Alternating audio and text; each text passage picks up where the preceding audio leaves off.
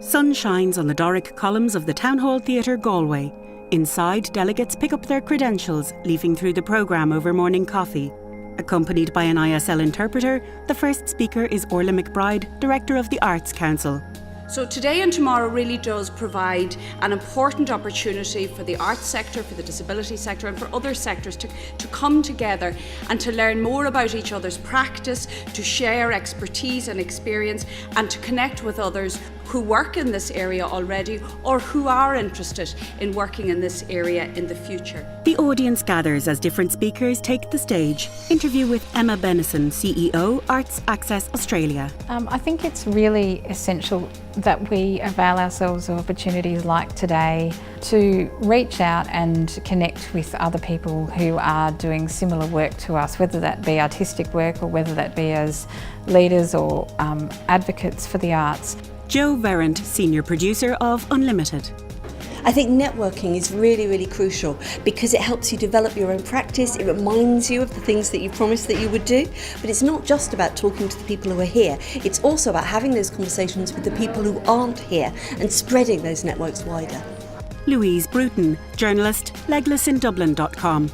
I found that we just scratched the surface of a lot of big topics, and you could tell from the audience as well that a lot of people's points of views were being changed and questions were being asked that hadn't been asked before or things that people hadn't thought about before. So I think it's kind of woken a lot of people up to big issues.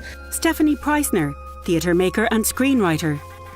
It's important. I mean, it's just not a discussion I would be having if I wasn't at this conference. Do you know what I mean? None of these discussions will be happening. Betty Segal, Director of Accessibility, JFK Centre for the Performing Arts. I think it really does require convenings like Creative Connections to bring a community together, to really sit down and say we as a community have the greatest capacity to address some of these challenging social issues.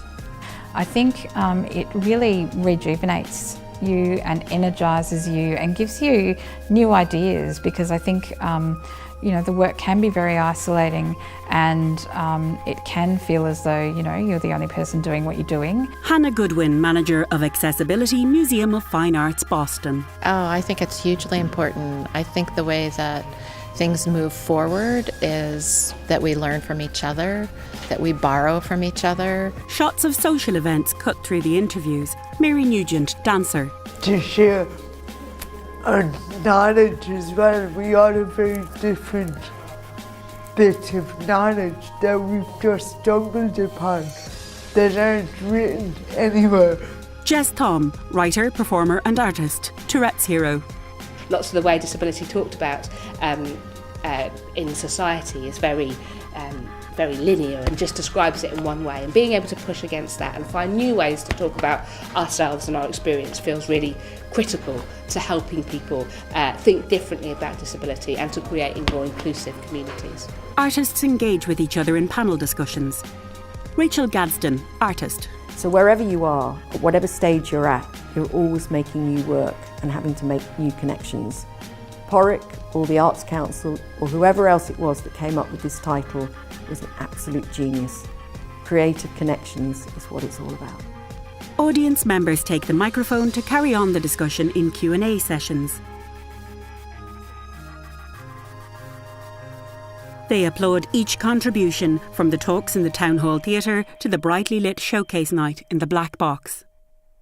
A colourful logo appears, Creative Connections, followed by funders, the Arts Council, Ignite, That's Life, Galway 2020, the Creative Europe Desk Ireland, British Council and the US Embassy Ireland.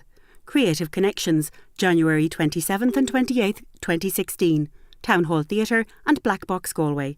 Video by shoot2kill.ie.